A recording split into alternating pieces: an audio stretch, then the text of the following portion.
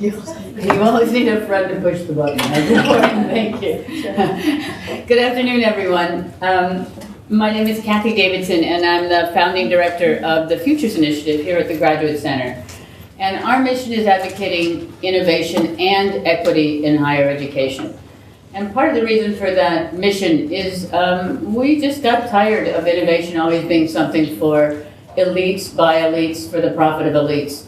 And really believe that if you're in fact going to be making the most important new technologies that change the world, if you're going to be making the most exciting new kinds of education that changes the world, it shouldn't be for the profit of a few, but as a public good. And so that's one of the things that we advocate. Our series is called The University Worth Fighting For, and that's because it has a double valence. On the one hand, we believe in advocating strongly for education as a public good, and we believe strongly that higher education as it exists now is desperately in need of changing. That we have all the statistics on it. We know that higher education replicates rather than ameliorates, rather than makes better, income inequality and racial and gender disparities, and that only will change by some structural interventions into how we teach, how we learn, how we do our research, who we admit to our schools, and how we fund higher education, again, as a public good. Today's program is being brought to you by one of our by one of our Futures Initiative Fellows, Michelle Morales, who's a doctoral student in computational linguistics, working on how to use language as an objective marker in the diagnosis and monitoring of mental disorders such as depression, anxiety, and PTSD. Michelle will be presenting our panelists today and moderating today's event, and we're all grateful to her and to our distinguished panelists. We're also partnering today with an online organization, Haystack, Humanities, Arts, Science, and Technology Alliance and Collaboratory. And for the last hour, if you've been on Twitter, you've seen that Haystack scholars, who are mostly graduate students around the country, although some undergraduates, co-directed by Callie Westerling and Allison Guest, who are both Futures Initiative Fellows, they've been tweeting away on our topic for the last hour to get an online audience excited about the live stream that's going to be of our program that's going to be following. Before I turn this over to Michelle, I want to mention that on each of your tables you'll be seeing some note cards and pencils. Those aren't just swag. One of the things the Futures Initiative is trying to do is find more ways that pedagogy itself can be equal. We've got the research, and we know that both the lecture and, ironically, even more so, the seminar tend to replicate the status level of the professor. They are very, very unequal spaces. If you just think about who asks questions at most events, you know that's the case. It's also the case in the students. You know, sociologists go in and click these things. So we've been looking at something we call with the American Psychological Association calls total participation, which is ways of inventorying a group's responses and having an opportunity for everybody to participate. So after the panel today, Michelle's going to lead us in an inventory total participation experiment called Think, Pair, Share. Some of you may know that pedagogical technique. It's a great one to use in your classes at any time, and it also works in very, very well in department meetings, business meetings, and any place else where you really want to know what people are thinking, not have people just ape what's happening at the person leading the session. One final thing, our next event is called Media Blackness, and that's going to be on Monday, November 14th, 12 to 1 p.m. in rooms 9204 and 9205, which are these, is it? Yes. It'll be in this room, November 14th. And it's an engaged conversation about the rendering of blackness in, across, and through multiple forms of media. And the discussion is going to include aesthetics, politics, representation in film, television, digital media, and beyond, with panelists Shelley Eversley from Baruch College, Raquel Gates from College of Staten Island, and Michael Gillespie of City College. Michael has a new book called Film Blackness, and we'll be doing a book signing at the reception afterwards. That's all from me. I'm now going to turn it over to Michelle Morales. Thank you so much, and thank you, panelists, for all being here today.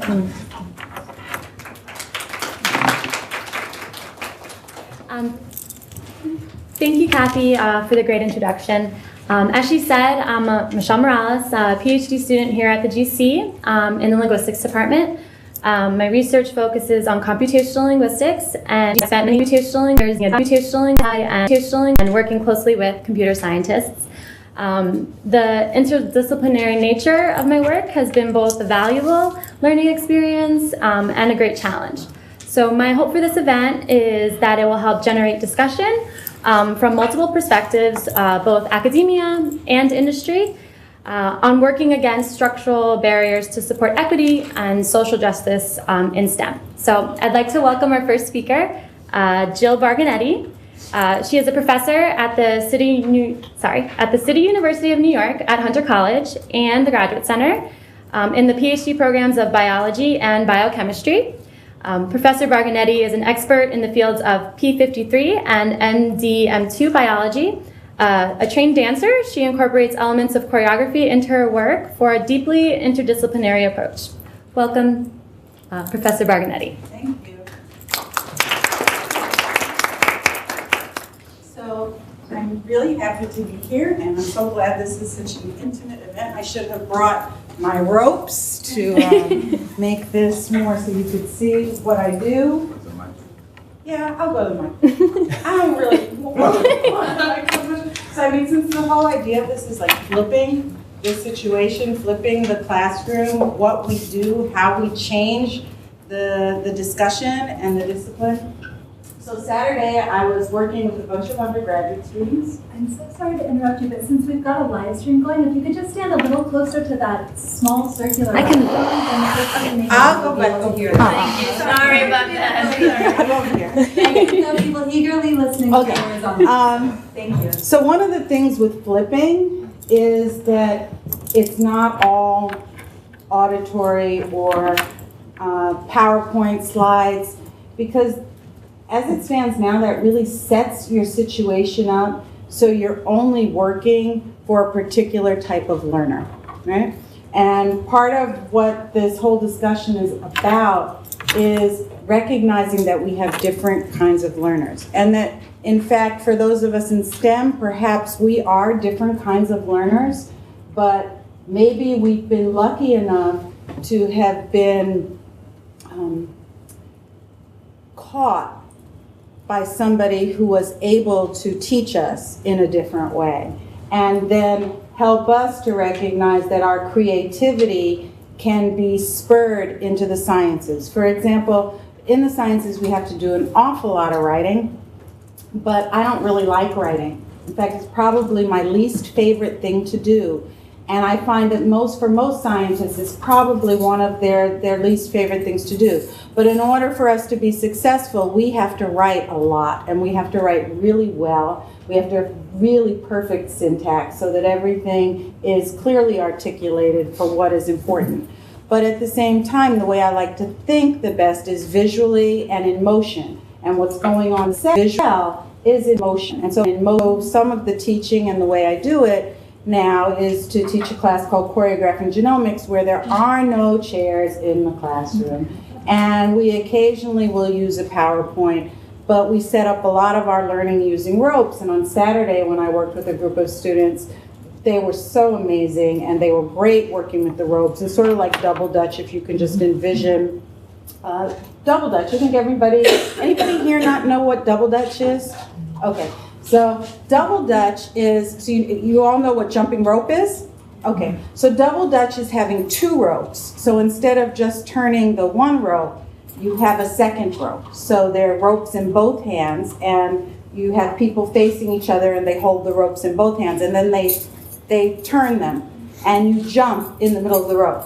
Well, DNA is just like that, where DNA is this bidirectional molecule. I'm a molecular biologist. I think a lot about molecules moving in space and how the DNA is replicated and how the DNA information flow happens. So we utilize ropes. And in order for that DNA information flow to occur, the proteins have to interact with the DNA. So the people are the proteins, and the people are working with the ropes. And we do visuals and kinesthetic, and so many people are kinesthetic learners, visual learners, auditory learners, reading learners, different types of learners, putting all of these things together. So I don't have a lot of time to talk. I have a 10-minute introduction, but that's how I teach the science, and then we get into the whole thing.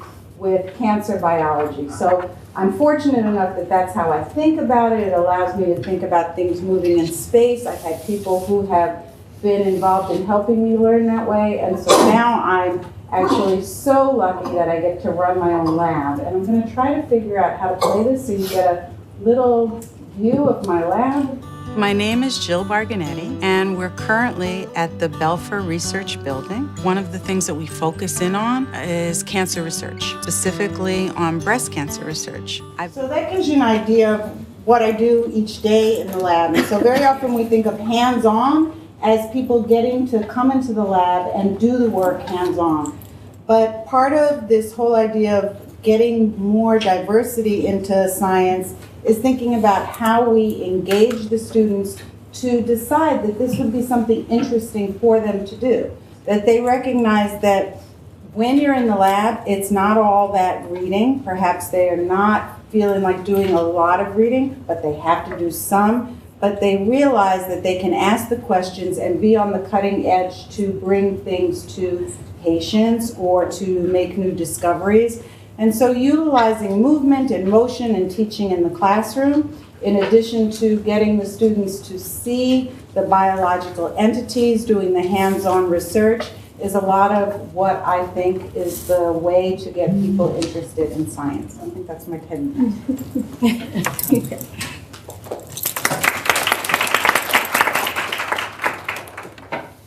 Our next speaker will be Gillian Bain. She is an associate professor of science education who has a dual appointment at the City University of New York's Lehman College in the middle and high school education department and CUNY's Graduate Center in the urban education department. Professor Bain has worked extensively on the power of co-generative dialogues to attain strong results in the science classroom by connecting the subject matter with student experience. Thank you. Well, thank you so much. It's so wonderful to be here and to have this opportunity to speak with you regarding some of my views regarding STEM education. I don't have a PowerPoint. I do have a little bit of a script, so I'm going to be reading from here. So I'm very much concerned, especially with education as it's unfolding in the urban STEM learning environment. And I'm going to present to you some ideas regarding how we can enact a different STEM.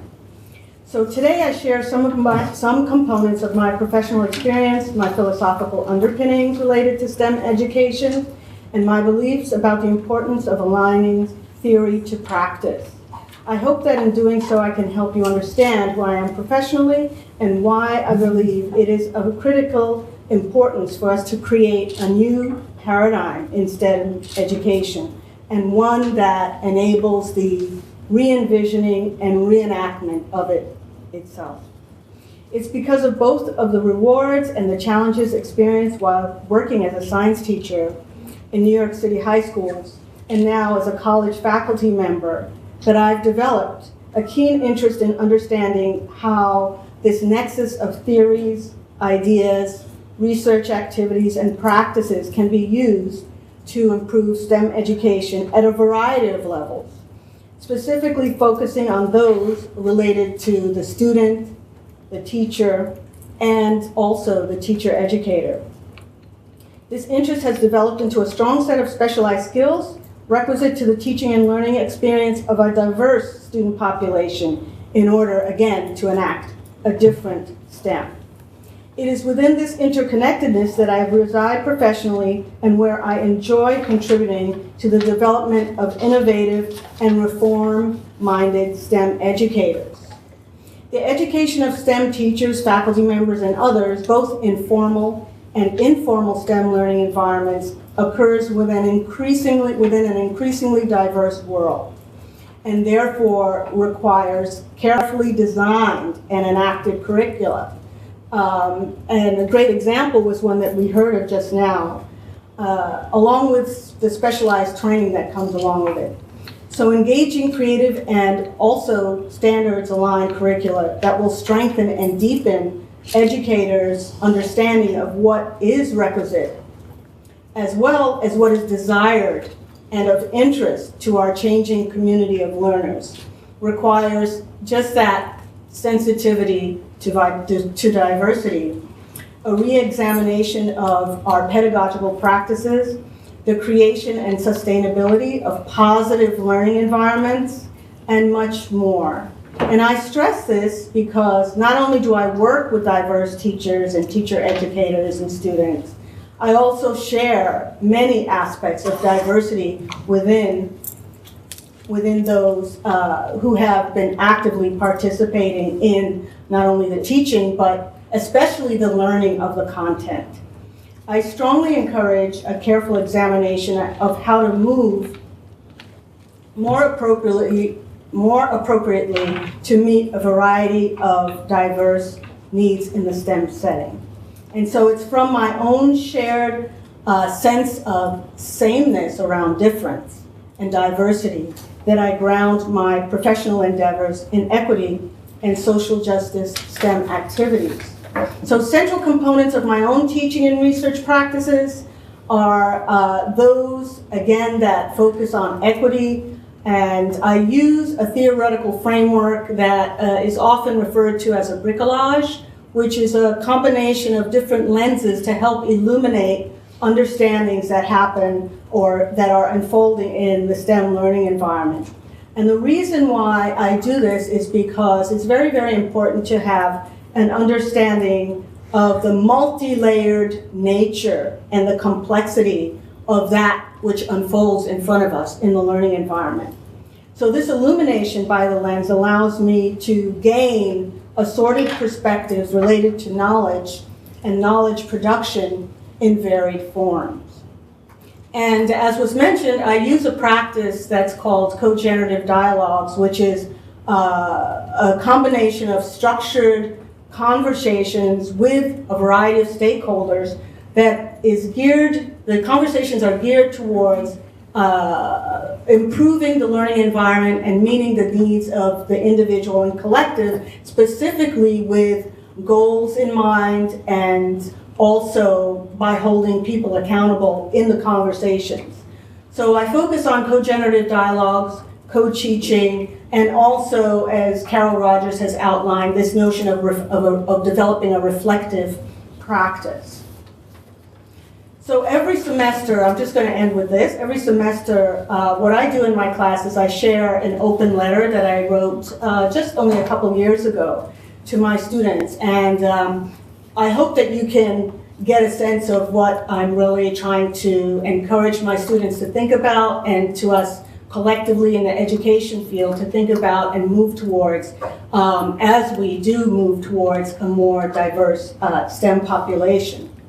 So to begin with, I share a quote from Dr. Wangari Maathai's 2004 Nobel Lecture, and it states this: "In the course of history, there comes a time when humanity is called to shift to a new level of consciousness, to reach a higher moral ground, a time when we have to shed our fear and give hope to each other. And that time is now." So you may know of Dr. Wangari Maathai and her work with the Green Belt movement, but basically in this piece what I've done is looked at her life and kind of teased out some challenges or dares that I propose to my students, and I'm proposing to you. So there are 7 of those that I propose, and I'll just quickly go through those challenges. So one is to radically listen and observe. And we must all strive to understand the individual and collective capital that students in a diverse setting bring with them to their respective learning environments. We have to dare to be courageous in the face of inequity, poverty, deficit perspectives, political and social upheaval, and develop the strength and tenacity to take a stance, even though it might be, contrary to what is popular. We need to dare to be open to a changing ontology or a changing way of knowing about things and people. And again, become a reflective practitioner. Of course, we need to dare to nurture and love, and as Kinchelo says, nothing is impossible when we work in solidarity with love, respect, and justice as our guiding light.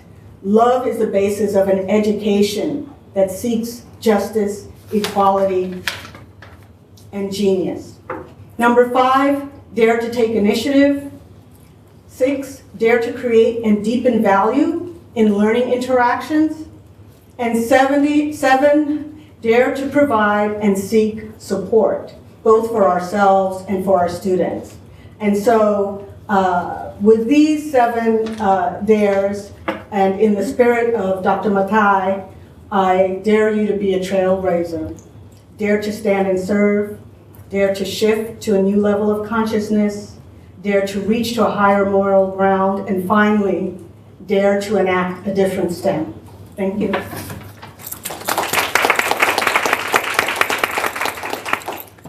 Thank you, Professor Bain.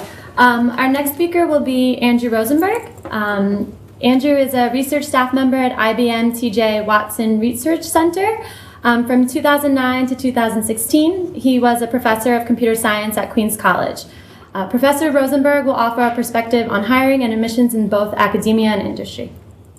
Sure. Okay, so, sorry. Or whatever you ask. No. That's certainly what I plan on talking about. Okay. So that's my sort of resume background, but I want to share sort of a perspective on so I'm a computer scientist by training and by practice. I was an educator for, 6 or 7 years. Recently went to IBM. And in my experience throughout, the element that I always found to be most indicative and helpful and tangible for inclusivity has been seeing examples of people with more experience, more esteem, and more prestige than you are. So we have in many different ways these structural settings where like someone's at a podium and everybody else listens, or someone's at the front of a classroom. We should definitely work to break up some of these, but they do exist in part for things like we need a microphone and this is going to happen, right? Seeing stirring examples from the time I was a child up till now of a diverse and representative group of people with far more esteem than I, who looked and acted and came from very different backgrounds, was and continues to be a tangible and exciting way of showing this is not just for people who are like me, right? Who learned how to program on a computer as a child. But so I'll start like very quickly. 1994, I went to high school. My first computer science professor was a woman. 1997, I went to Vassar. The chair of our computer science department was a woman. 2003, I went back to grad school. My advisor, also a woman. Then I came to Queens College. Not many women in the chair and faculty of the department that I was with. But you know, at that point, I had a pretty strong background. I went to IBM. My manager is a woman. Her manager is not. But his is. And then our CEO is a woman. So we have a very, at least from my perspective, over 20-some years, in the field, both in academia and industrial computer science, of high-profile women presenting a reasonably good example of this. Now, it's not enough when it goes down to K through 12 and how we get girls to believe that computer science and math is a viable option, and there's a lot of good work that I'm not directly involved with on that. But as far as examples of gender equality, I think we're doing sort of okay as an industry, insofar as we acknowledge it's a problem, and there are a lot of solutions that are being tried out, right? It's an incomplete issue, but work is clearly being done. That's not the case in other vectors and other dimensions of diversity that I can see. Race, sexual identity, and are in some ways known as problems, but there's less engagement about how to do this. And economic diversity is not acknowledged as a problem, as a vector that we even care about. And so because of that, still less is being done, right? With the exception of some rooms like this that are looking at sort of a broader public education, boots on the ground way of getting people involved. But it's certainly not trickling up to the NSF, higher education, elite universities perspective of this is something that needs our attention. And it certainly does. From the perspective of industry, just to shift focus away from that, there are just like two sort of small examples of companies that have taken, I think, pretty different tracks on diversity. So first I'm going to speak like sort of highly of IBM, not just because they hired me and I'm appreciative of that, but they have made strong bets throughout their history of pushing not like way ahead of the curve, but a little bit ahead of the curve in terms of diversity. They had a desegregated workforce well earlier. I talked to someone not that long ago who was like, hey, like in the 50s or something, IBM started hiring Jews in their sales force. And this was like remarkable because no one else was, right? And so certainly it's not like all the way ahead. They did include expressions of gender identity before ENDO was enacted and lobbied forcefully for it. And they take a perspective in hiring that not only is a diversity of solutions to known problems incredibly important, but diversity in recognizing what the problems are is important. So they take a broad swath approach in terms of hiring and in terms of execution to say that a wide range of diversity in terms of some of these known things, race, gender, sexual identity, and ability, though not economic diversity, are all in the financial best interest of IBM. Because let's be clear, this is like a profit-making company. The other side of this is Twitter, right? Twitter famously kind of got in trouble about their hiring practices by being a relatively unwelcome workforce for people of color, relatively. If you then say, okay, well, your hiring is a little screwy, and your workforce environment is a little screwy,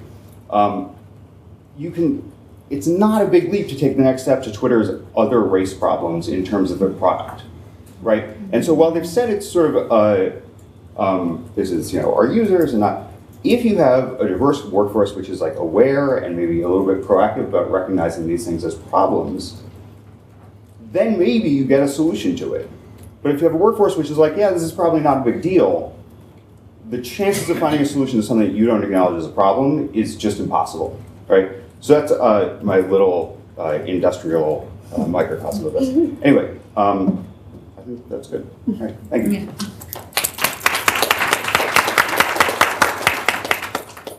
Yeah. Thank you, Professor Rosenberg.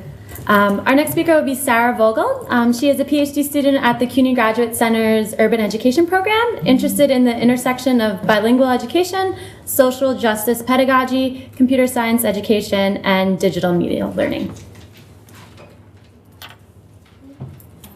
Hold on, I think I have to calm myself. It's okay.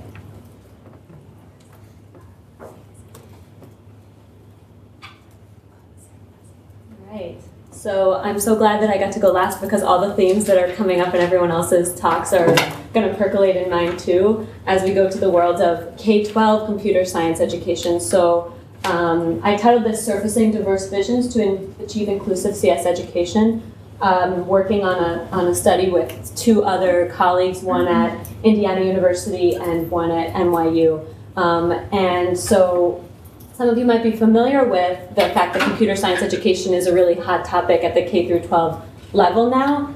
There are initiatives sprouting up all over the country to teach computer science, including here in New York City, where Mayor de Blasio has committed to ensuring all schools in the city, not just the elite specialized high schools, offer students a meaningful experience with computer science content and skills by 2025. So my background is also I taught after-school programs at an organization called Global Kids. So a lot of these photos are my former students working on Scratch, which is a tool that can be used to build games and other multimedia projects. So President Obama has also made CS for All a priority at the federal level. Here he is coding with two young people. And the question that thus far has interested me and my colleagues the most is the why. What are the purposes for offering computer science to all students? So the visions that are driving this narrative. And Obama provided one reason during his State of the Union address. He said, in the coming years, we should build on that progress by offering every student the hands-on computer science and math classes that make them job ready on day one. So this sort of human capital argument about jobs in the workforce comes up in a lot of rhetoric around computer science education. We hear that a lot. And then, of course, another reason that we've heard on this panel and that we know centers around notions of equity and diversity in CS and STEM industries, this sense that there's this pipeline, that there's an underrepresentation of women, African Americans, Latinos in companies, and computer science as some kind of panacea, computer science education as some kind of panacea to fix this. So there are a great many conversations about what it truly means for tech and STEM to diversify and what that's going to take. I'm sure we'll engage in that conversation here. It's not just about K through 12 computer science education in some pipeline. It's about really rethinking these industries and the way they work. But I think we're in the focus that I'm having with my colleagues. It's about really promoting, and when we think about what it means to promote a different STEM where folks from different backgrounds might engage with CS, science, math, technology equitably, we need to keep the strengths of the students in our school system, right? There are 1.1 million of them in our minds. They have diverse interests, strengths, challenges, languages, and cultures. And just kind of hopping around the New York City school system doing this work with global kids, really got a firsthand look at this. So then, in our project, we really think about the key to an inclusive CS education as surfacing and supporting a diverse range of visions for CS Ed. So what does CS Ed look like for different kinds of people, and how might they engage with that in different ways? So it's not just about Obama's workforce notion and development, though that's crucial. And it's not just about the diversification of companies, but that's also important. It's about what are these other visions that are out there? For what CS does in our society and what youth might do with CS and their pathways. So my colleagues and I decided to get together a group of about 40 CS educators from around the country who work at different formal and informal organizations. And we got them together to unpack their diverse visions for CS education, what their priorities are for why they teach it, and then to develop program personas that demonstrate what these different visions look like in practice. So we came up with 7 categories based on this. We had like 161 Post-its that people spread out of why they do computer science education, and they fell into, or they sort of indexed reasoning from 7 categories. So of course, and these are not to scale. These are just as important as the one on the top. If you're a graphic designer, please help us put this together. But the idea being that when these folks talked about why they taught computer science, they talked about, there were some workforce arguments, some civic and citizenship arguments of like, it's either you program or be programmed, digital literacy. Then also competencies and literacies, so all the things that you learn through doing CS, whether that's computational thinking or design thinking, collaboration, 21st century skills. Also indexed was something that my colleague here, I forgot your name, sir, but you talked about how having, if we have sort of diversity in the tech industry, we might make new and different kinds of products or solve new and different kinds of challenges. That's your tech, social, scientific innovation. Of course, key, equity and social justice. And because we were in a room of teachers, they also talked about how CS education might reform schools. And then I fought really hard for this category of personal agency, joy, and fulfillment, and how STEM, and I think this relates a lot to your work, using and incorporating kinesthetic learners and dance. It's about the joy of doing it and using that as an avenue to learn. So I can go into that in more depth later in the Q&A, but we can remind ourselves about why vision is so important in CS and why thinking about those 7 categories and more that exist, we're hoping to really engage young people in talking about why they do CS, engage young people and talking about what must have a philosophy, otherwise they're at the mercy of every intellectual breeze that happens to blow. So very prescient. And a diversity of visions for what CS is and what it can do for young people will ensure that all students find themselves and something for them in computer science ed. So with that.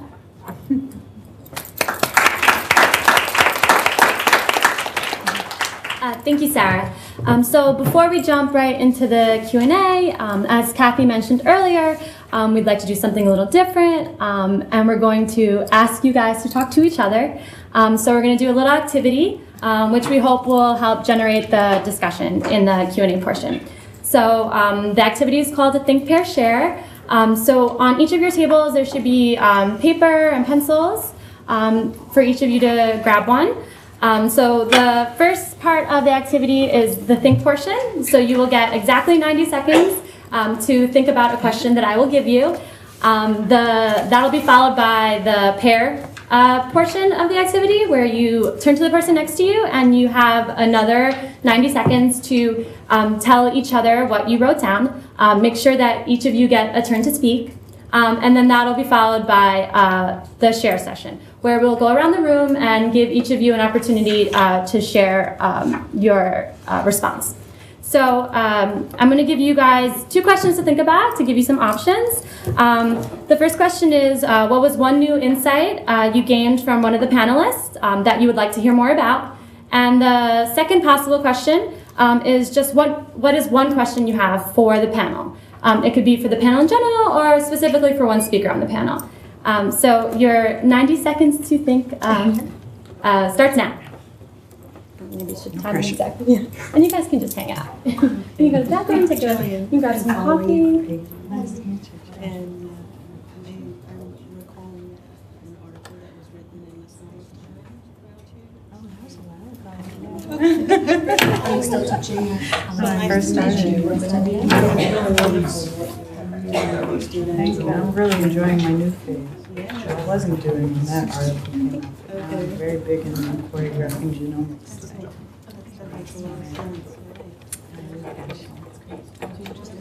And at CUNY, you get a course, new course. Oh, yeah. So that class is now a pathways class. Especially in time back. It's a pathways class. And we went back 3 times. And yesterday, Saturday, when I was giving the talk, somebody came up and introduced themselves to me and told me she was my advocate on that panel. Right, so like much You know, they were questioning it, and so it came back to me a number of times. Okay, your 90 seconds to think is up. So now turn to the person next to you and pair up and share your response. You'll have another 90 seconds. Change the mindset into traditional. Has to get some support. And Kathy helped me. I wrote a grant to try to get more money to do it. right? So And this woman told me how hard it was to get it passed.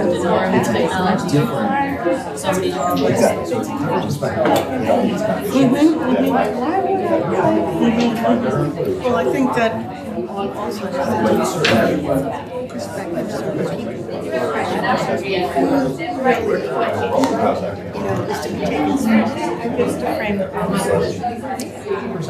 Who gets to frame it? That's when you were giving me stares, right?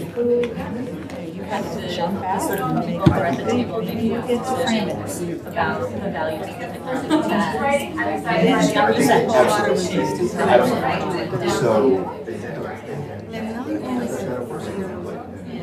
I mean, I found it myself, and I've encountered it myself, and when I was taking it, teachers who teach, I mean, because of the way that they are teaching is I'm not even sure. I teach some of them at Hunter. They come in and use teacher education. And it's always disheartening to see that everyone knows. It's like,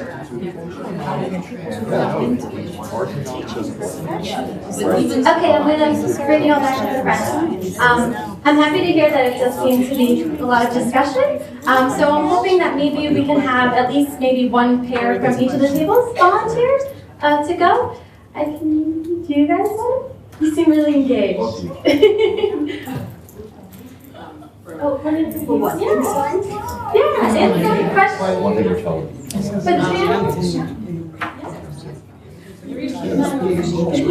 where she Hi everyone. One of my insights, one of the many insights I got from today came from, I believe it's Dr. Jill Bargonetti, if I'm pronouncing it correctly. Yes, you're pronouncing it correctly. Thank you. And I really like the demonstration that you talked about earlier about using double dutch to teach DNA, and I teach general psychology, so I go a little bit into the biology of behavior and talk about DNA. It's very complicated, but I really appreciate that type of visualization.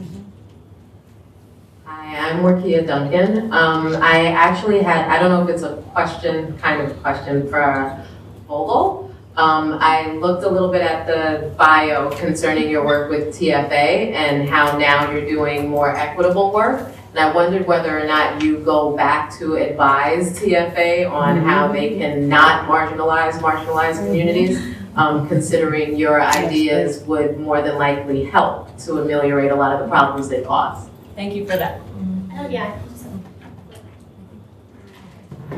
Thank you for that. I definitely have done a lot of reflection on my time at that organization. I think that the politics of the organization have also changed since I was in it. I was in it kind of at the height of its Michelle Rhee sort of reform ideology, and now going back and talking to some folks who I know who work there now, they are thinking a whole lot more about these issues, but I am not engaged. Because I think I found my community here at the Graduate Center in the urban ed space and also within the computer science educator space. But I completely agree with you and think that when our students are being pushed to this sort of notion of data-driven instruction becomes the heart of teaching and learning, which is what I remember a little bit about the TFA mantra from back then, that you lose these diverse visions. Another table. How about this table? Anyone like to volunteer? Oh, okay. Saved you guys. Hi, I'm Lisha from the Equitable School, and this question is for Andrew. I have done my computer science bachelor's in India, and most of the companies at that time in India used to give us something like a financial aid, which was called as sandwich course. And what used to happen is that these companies either used to pick a student and give them a free education, and in return they had to work for the work for the company. Yeah. Do we have something over here, or any profit companies, or even giving some instruments for the school? Thank you. Right. Okay, so not in large measure. Yes, there are like sort of bespoke, smaller targeted instruments. CUNY and IBM, for example, have a program where IBM got involved in CUNY's curriculum education at the bachelor's level to take people from associate's degrees into bachelor's degrees, have mentors from IBM kind of partner with these students with the expectation that it would lead to employment. This was announced, I think, last year-ish, so I don't know what the success of this program is, and I haven't been particularly close to it. But there are some small instances of this happening. So is it like Cisco? Because Cisco also announced the same thing. Okay, then sure. Yeah, it's probably, like, I'm sure these things exist, particularly in kind of geographic areas. So IBM, New York's pretty good for technology right now, but, you know, companies in the location that their schools are, I'm sure have a lot of independent organizations like this. One thing that is done sort of at the graduate student level, which is less helpful, frankly, for expanding kind of access and diversity, is that companies will, and this is almost to a company, provide university fellowships, usually via a professor, explicitly intended to support a student. And that student then has internships with the company, usually with the same people. And so at the graduate level, there's a very clear track from like build a relationship with a company and get there, right? Because we don't want to extend that all the way down and be like, okay, here's like a 6th grader who's going to be instructed by Google, and like one day they're going to work there, right? So there's certainly an appropriate place to like welcome this kind of relationship, but I don't think it's. But nothing funding towards the computers or. Oh, I mean, companies provide a tremendous amount of grants to places, but I would say, you know, the distribution of that is, Well, it's very little. It's also like targeted towards places that those companies already have relationships with, right? So it's not going to be a broad-based, you know, Google just giving computers to every school in, you know, some municipality, though they should, and it's probably a more effective way to promote a lot of their initiatives than what they're doing now. Okay, great, thanks. Sure. Hi, I'm Manju. I'm with the MA Liberal Studies program, and I worked as a STEM educator for Girls Who Code. So Sarah's comment and presentation on developing diverse visions for computer science education really struck a chord, because when I work with high schoolers who are technically considered disconnected, and I'm not, I consider myself a non-traditional teacher, in the sense I come from an architecture and urban planning background, and I kind of reverse learned the need for programming. And so I actually had a very interesting time getting the students to find ways to engage with computer science in ways that enrich their lives and not see it as just a job outcome-oriented approach. And I think that's where the diverse vision really helps to see technology as an agency for innovation and empowerment. And I think that work is probably better supported by using non-traditional teachers and educators as well. And having them develop a space in academia might help progress that vision. Thank you, that's a great point. Does anyone else have any comments, questions for the panel?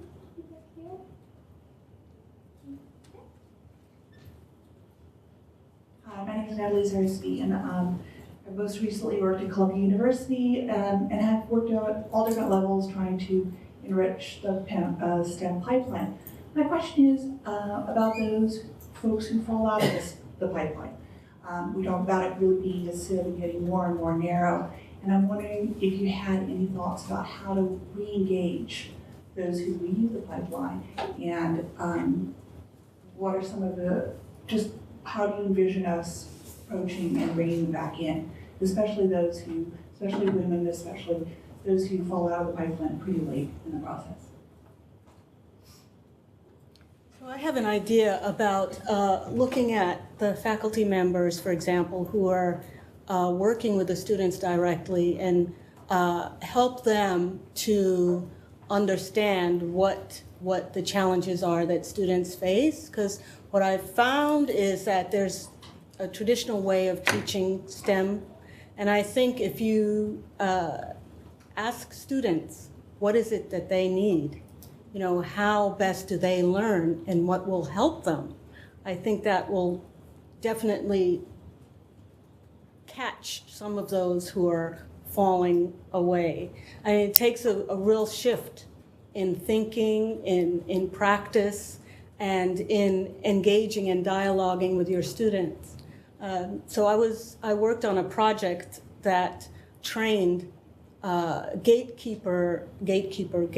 gateway STEM faculty members at some of the community colleges to use the practice of co-generative dialogues to help understand and change what wasn't working in their classrooms, to help really promote students on a positive trajectory through their undergraduate experience and hopefully their movement into STEM and STEM-related careers. So I think having that dialogue is crucial. A change in mindset in a lot of ways, that takes a tremendous amount of work, but I think that it can be done. And when you look at the changing demographics of this country, it almost has to be done in order to really, move our country in the STEM field forward. We have to capitalize on the genius that has not been recognized or has been pushed aside, because these students who have been off of the pipeline or what have you, they're our future. And so we need them.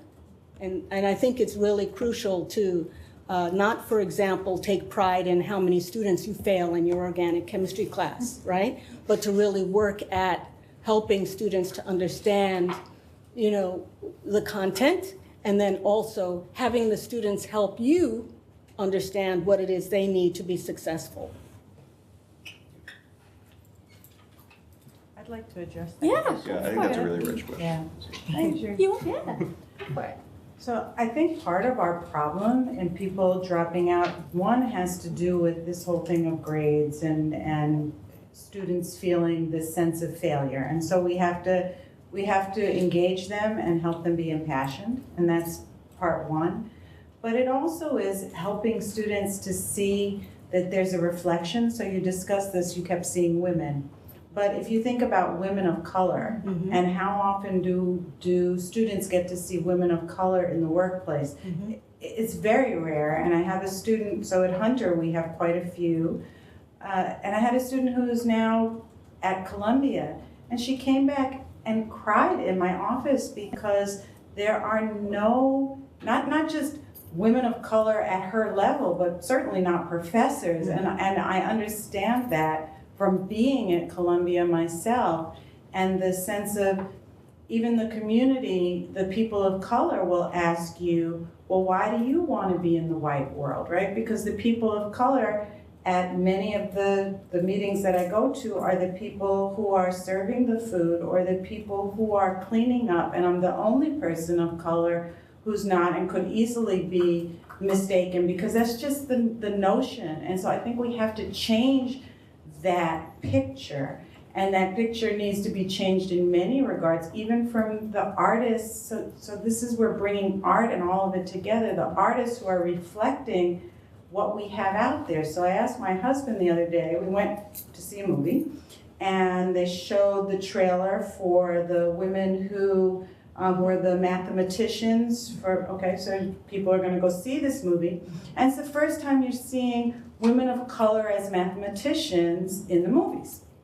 And so I said to him, is there any movie where there are women of color who are scientists? Can you think of one? And we sat there trying to think of one, and we couldn't think of one. So you don't even see yourself reflected. You go to parties, and so, I mean, I stayed in the pipeline, but it was very hard, and I lied for a long time until I became comfortable with myself to be able at a party to say I'm a scientist, because it's so uncomfortable, because people get so weird. And then, you know, they can't talk to you anymore. So it's so much easier to lie to them so they can keep talking to you. Or to, at that point, I was also a dancer. So, you know, just to say I'm a dancer. So they'll keep talking to you. Otherwise, they leave you alone. You're sitting by yourself because they can't talk to you. So we have to really change the conversation. We have to help the students to feel comfortable and see reflections of it. So I just really like this question. I think it's incredibly rich and deep because it's something that happens all the time, right? It is a sieving process and it happens everywhere. The thing that I found just from personal experience as an advisor here is that doing interdisciplinary work was a way to like reintegrate some folks who had been like, oh yeah, I used to be really good at math, and then I had a couple of bad experiences, and then I like didn't do it. But now I'm coming at it from this other perspective of this other discipline that I know, and now I can apply some of this stuff, and I have to like backfill some whatever. But I really like it, and I really like this perspective. Computer science and math are at a good spot right now in terms of interdisciplinary work. That like I don't think you're going to reintegrate a bunch of lapsed biologists in the same way because they might not see biology in like linguistics. But linguistics does open itself up, and the digital humanities do open themselves up to kind of bringing people back into not being computer scientists, but re-engaging with some of these techniques and some of these things that they may have had some bad experiences with. And it was incredibly helpful here. I worked with the Computational Linguistics program. I'm not even using this. And I would say the gender balance and diversity balance that was like sort of equaled out by my work with linguists compared to my work with computer scientists was night and day.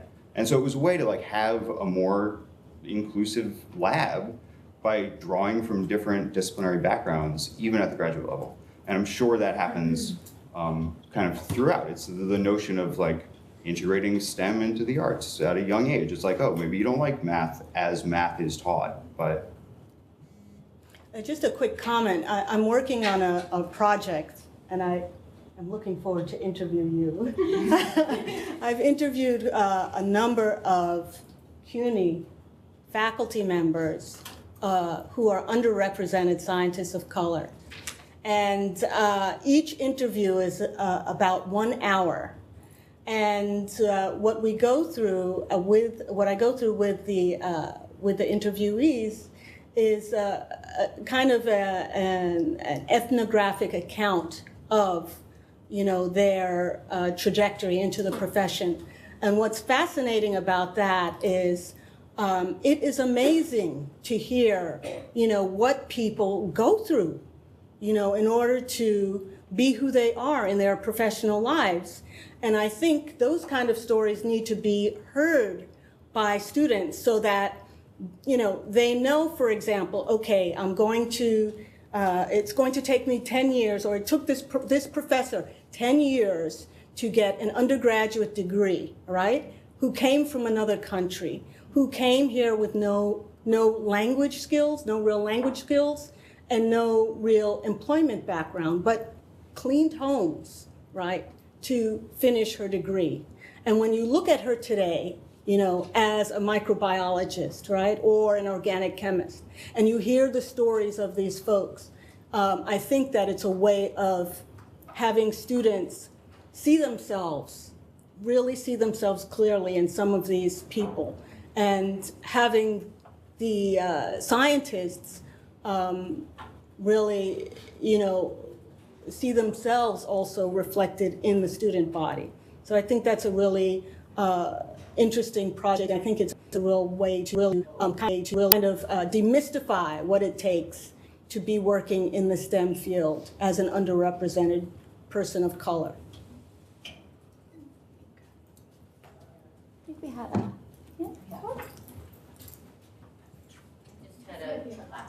I had a comment and then a question for Dr. Bargonetti. The comment was just, I thought it was really interesting, Andrew, what you said, that gender is something that is being paid more attention to especially in computer science, race and economic difference are the issues we should be talking about. I just was out in Silicon Valley, and if I saw another Lamborghini, I was going to flip out. I mean, it's ridiculous. And you thought, how can these people be making the technology that changes all our lives? Well, and maybe doesn't necessarily solve our lives, but it's such an insular world. Absolutely. And the question was, just because I know we're running out of time, was from Twitter. Somebody asked Dr. Bargonetti about what you do when you have students with physical disabilities in a class where you're teaching movement and dance. I promised them I would relay that question from Twitter. I said I was sure you would have an answer. So I haven't had somebody who told me that they had a physical disability who's taken my choreographing genomics class, and I've only taught that class. I'm in the third time teaching it, and when I teach cell biology, all the students have not had a physical disability that they told me about. Our movement is any kind of movement, and I don't see that it would ever get in the way, because we also do vocal learning. So many of the things are sounds. We use soundscape. So this is choreography in all of its space, and we also do moving through silence, because there's a lot of physicality in movement, just in sitting up straight, or how your eyes move, or all these things of teaching the students, movement through your fingertips, or just the shape of your body. So I wouldn't see it as being any issue, and I hope that in the future the course gets somehow put out there that I have all different kinds of people, because that's what the course is about.